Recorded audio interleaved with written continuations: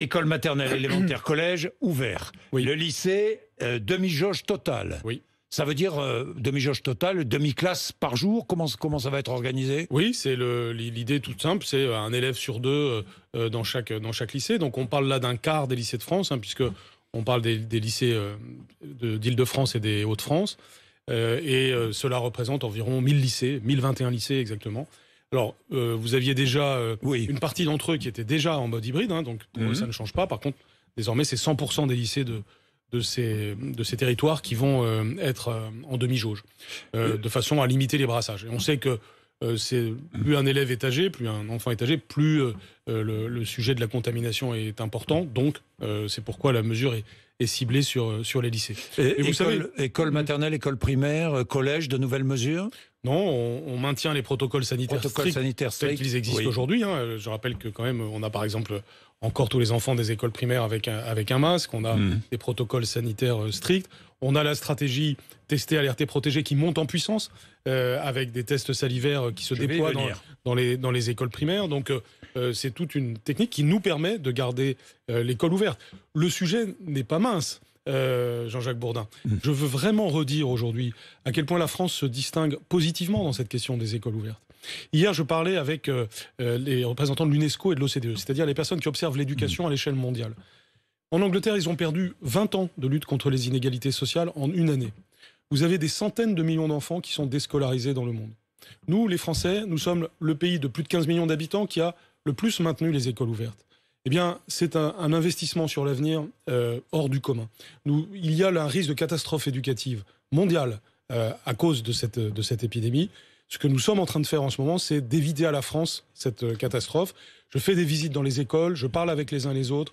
Les professeurs et tout le monde doit remercier les professeurs aujourd'hui, exprimer cette gratitude, parce qu'ils sont au premier rang de cette lutte pour l'éducation. On se rend compte dans la période actuelle à quel point l'école, c'est fondamental.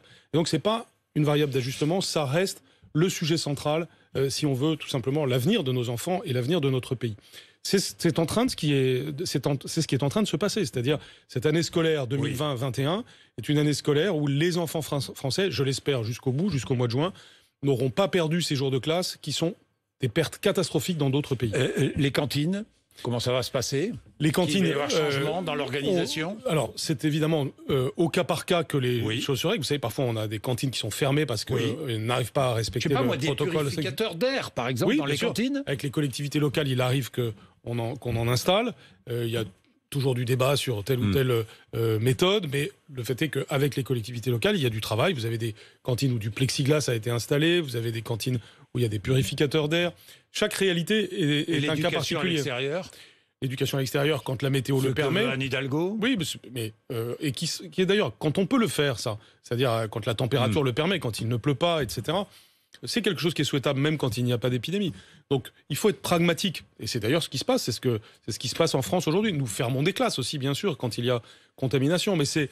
Alors justement, combien de classes et d'écoles fermées aujourd'hui? Aujourd'hui, vous avez un peu plus de 2000 classes fermées, ça fait 0,4% des classes de France. C'est un chiffre qui reste raisonnable, même si c'est vrai, on observe une augmentation des contaminations. 2000 classes fermées et multiplication des cas contacts aussi, chez les enseignants notamment. Bien sûr, on a plus de problèmes, bien sûr, de remplacement. La plupart du temps, on assure le remplacement à 94% aujourd'hui. Donc il y a évidemment parfois des difficultés de remplacement, hein, mais qui sont, je dirais, un moindre mal dans la situation provisoire du dédoublement de certaines classes. Bon, ça a arrivé dans l'académie de Lyon, effectivement. Ça peut être parfois... encore une fois, il faut être pragmatique. Vous savez, on est au début du confinement, le président de la République a dit, il y a un an, c'est une guerre. N'oublions pas qu'on est dans des circonstances hors du commun. Et c'est dans ces circonstances hors du commun l'honneur de l'ensemble des acteurs de l'éducation que de permettre que ça fonctionne quand même. Alors on peut toujours me citer un dysfonctionnement ci et là, ça peut tout à fait exister. Mais globalement, l'école de la République, l'école en général, fonctionne en ce moment. Et c'est évidemment quelque chose qui doit unir la société française autour de son école, de ses enfants.